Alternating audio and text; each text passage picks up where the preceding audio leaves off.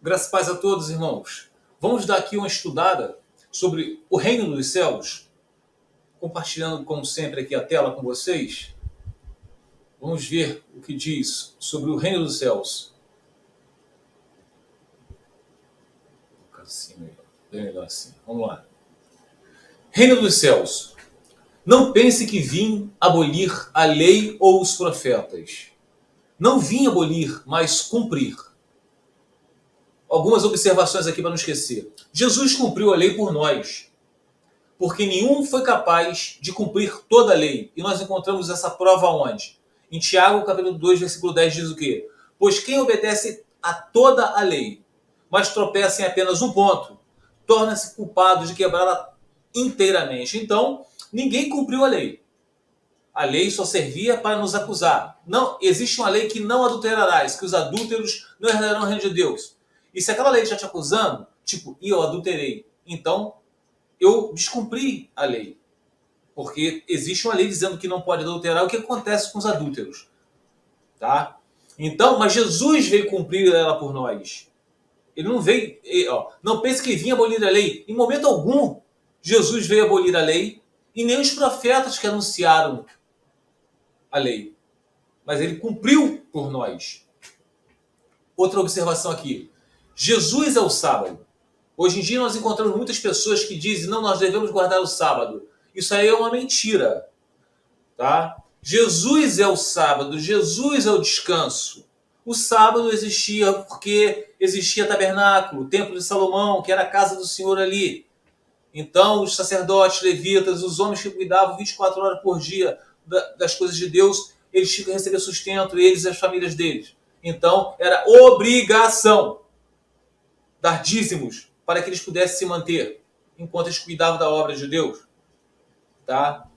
Então tá, Jesus é o sábado. O tabernáculo somos nós, não existe mais templo físico. O tabernáculo somos nós, o véu se rompeu, tá? O templo somos nós, por isso não existe mais dízimos, que não tem mais casa do Senhor para dar dízimo.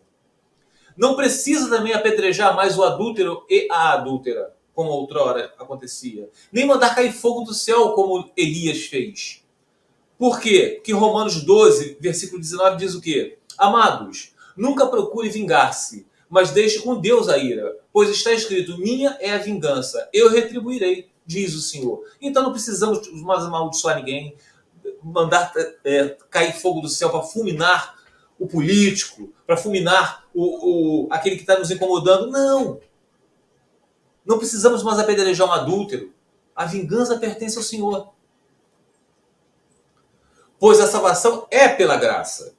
Então, Jesus cumpriu tudo por nós. Continuando aqui, ó.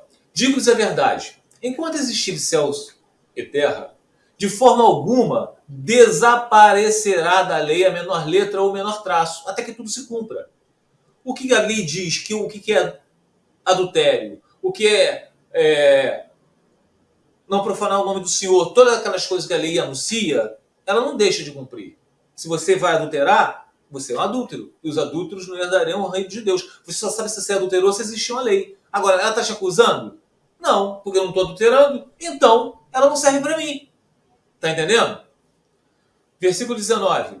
Todo aquele que desobedecer a um desses mandamentos, ainda que dos menores, e ensinar os outros a fazerem o mesmo, será chamado menor no reino dos céus. Mas todo aquele que praticar e ensinar esses mandamentos será chamado grande no reino dos céus.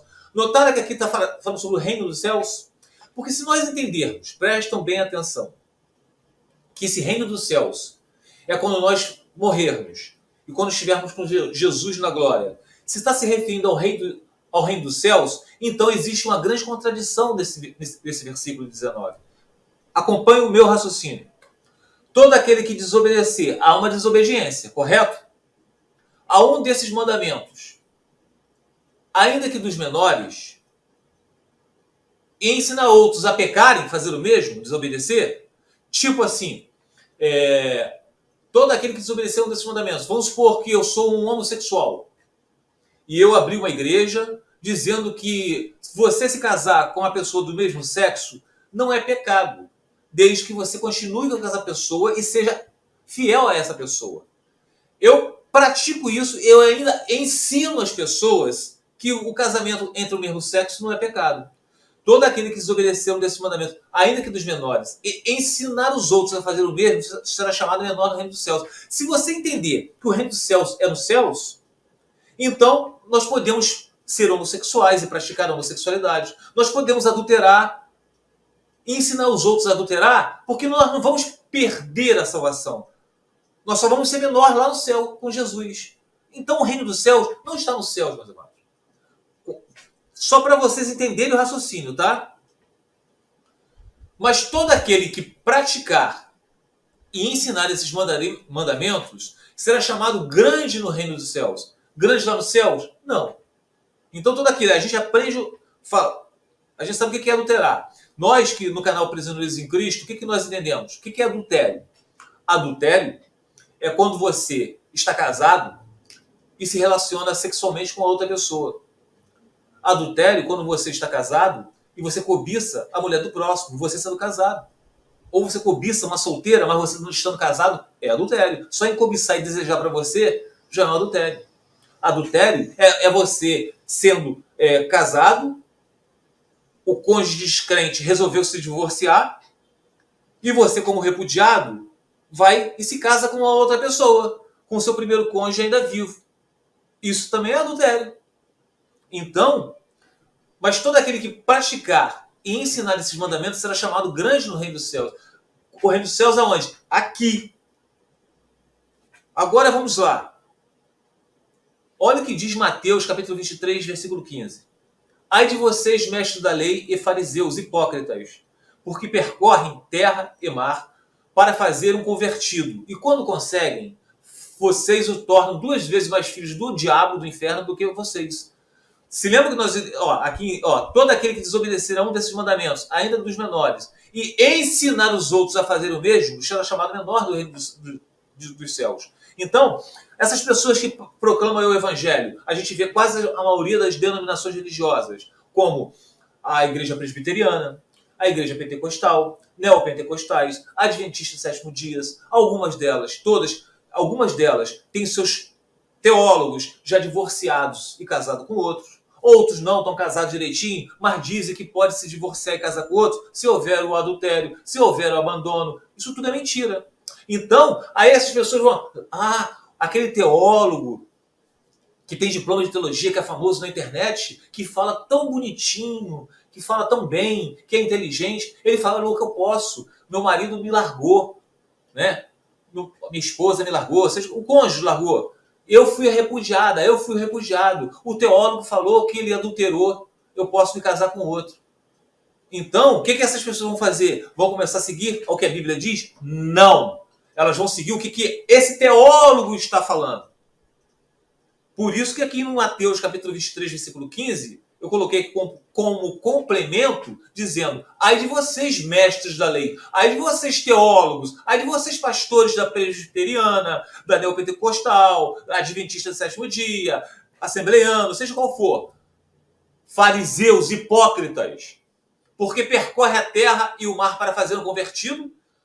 Eles dizem que foi convertido, está seguindo a Jesus na igreja deles, né? Vocês se tornam 2 vezes mais filhos do inferno do que vocês. Por quê? Porque por fora parece uma pessoa de Deus, mas está ensinando doutrinas humanas. E essas pessoas vão estar presas à religião, tá? Que está ensinando aquilo que acomoda a carne deles. Porque na Bíblia é duro.